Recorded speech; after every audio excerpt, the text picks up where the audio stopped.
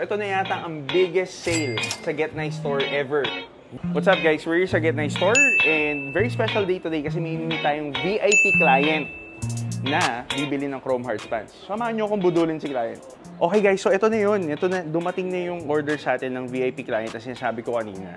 So bago siya dumating, tignan muna natin yung item. Grabe, kinikilig ako. Kinikilig ako dito, Chrome Hearts oh. So Chrome Hearts na pants siya. Tingnan natin kung ano yung nasa loob. Okay. So ayan guys, ang ganda oh. Grabe. So ayan guys, kitang-kita nyo naman. Chrome Hearts. Ayan. Ayan. So what makes this pants special is it's actually a limited edition Chrome Hearts pants that was only released in Miami. Kaya ano dun yung trademark na pink color ng patches. This is only available exclusively sa Miami branch ng Chrome Hearts.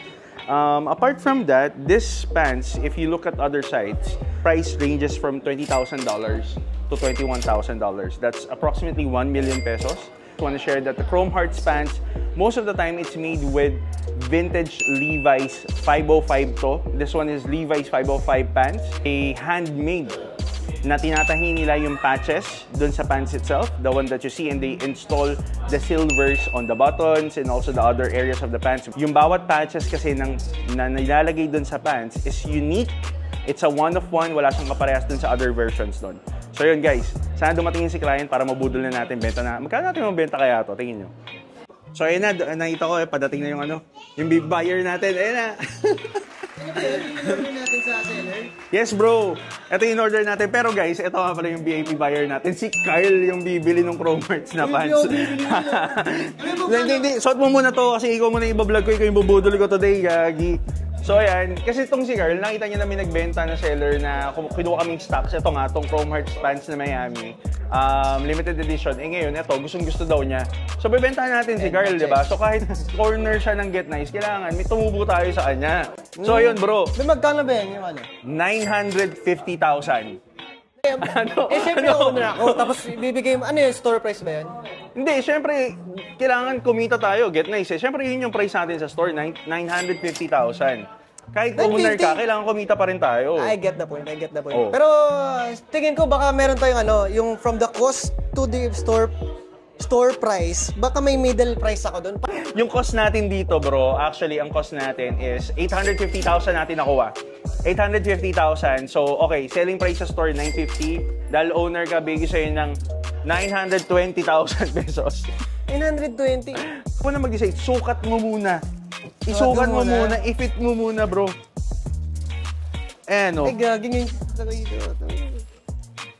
Oh, di ba? Bro, kasi hindi... Gago. Isipin mo kasi yung value niyan, hindi naman dun sa pants or Chrome Hearts. Ang value niyan, bro, pag suot mo yan, sa pag-open ng cafe mo, tapos yung suot mo, pag titingin na ka ng mga tao, how much is that worth to you, bro? Oo nga, diba? Tsaka bagay pa sa sa laces. Oh, di ba? Hindi ko na kailangan i-sales stock to eh. I-sales stock niya yung sarili niya eh.